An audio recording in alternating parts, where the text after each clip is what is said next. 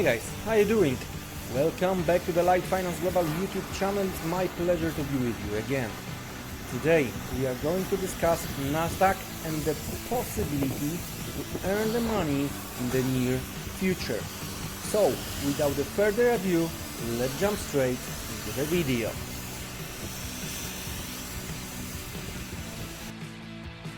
Okay, let's start with the weekly chart of the Nasdaq. While we are bombarding with the negative news, there is almost always someone who knows better. And well, since bottom we moved more than 20% to the upside. Well, we started to make higher lows and higher highs, and suddenly within the last 8 weeks we simply skyrocketed. So if you were shorting the market leading on long term, you are just the liquidity provider for the big guys. Don't forget that to move Nasdaq is enough to aggressively buy 4 biggest companies, and well, there you go. We are going to discuss the bulls and bears scenarios here, and we are starting with the near-term possible stop count when it comes to the Nasdaq, and we are talking about the levels slightly above 15,000 up to 15,300. There you go. That's the possible stop count run we might face, right? And if we are going to break above, right, the next possible level of the supply is going to be above 16,000, and then probably we are going to make new highs. So how to try to join the party, taking into the consideration Fed, taking into the consideration upcoming news? Well, buying the pullbacks is always the case.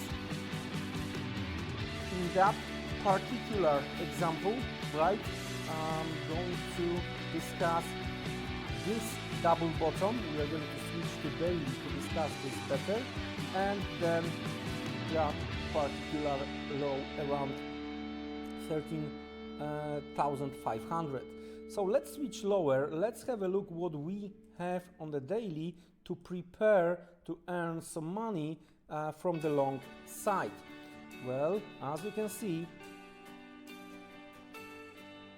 that was significant levels, and once we broke that level, we already retest the low, and there was not much big pullbacks to try to join the party.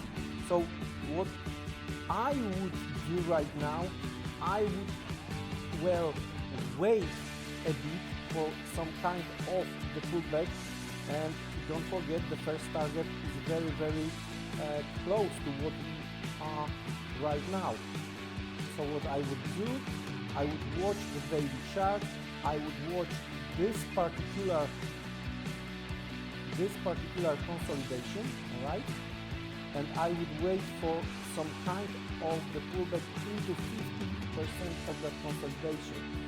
From the daily chart perspective, we have something around 14,400 as a buying level. The next one is a little bit lower,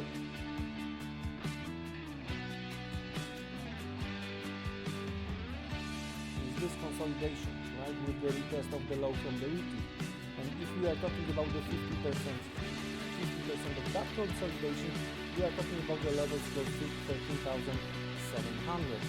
In both examples, in both cases right here, we are talking about the target around the level of 15,300, maybe 15,290, because well, the stop count might end the move to the upside. And the core case is a bullish case, right? Buying the dips as of now looks like the opportunity to try to make the money on the Nasdaq. Okay, so either first consolidation with the stop below, second consolidation with the stop below, and that's the name of the game as of now when it comes to the Nasdaq. On the other hand, if you are still believe that we are going to see lower levels, then most probably the idea to try to be negative is in case when we are going to break the rising trend line, right?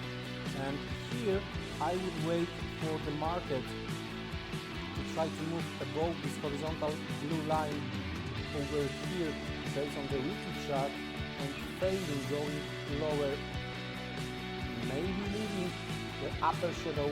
Whatever is going to happen here with the negativity, right? Again, we are talking about the levels close to 15,300. That might be eventually the first step to try to prepare for bearish case.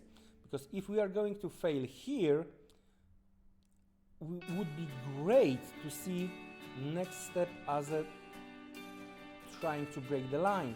And then and only then retest from the low, try to make the rally and failing below the rising trend line should be the setup to try to trade lower when it comes to the Nasdaq. But as of now, with trying to consider what we had, right? We are bombarded with the negative news, but the market is going higher. So trying to be short for now, meaning that you are a liquidity provider and you are losing the money because you are on the wrong side and you have to exit from your short position. So case scenario, basic scenario is we are going higher. We have two possible buying zones based on the consolidations. I would use 50% as I discussed. And when it comes to the negative scenario, meaning being short, plenty of things has to happen before we might join the party to the short side. With that being said, I encourage you to do your own research, do hundreds of examples before risking real money. Wish you a great next trading session. See you until then and goodbye.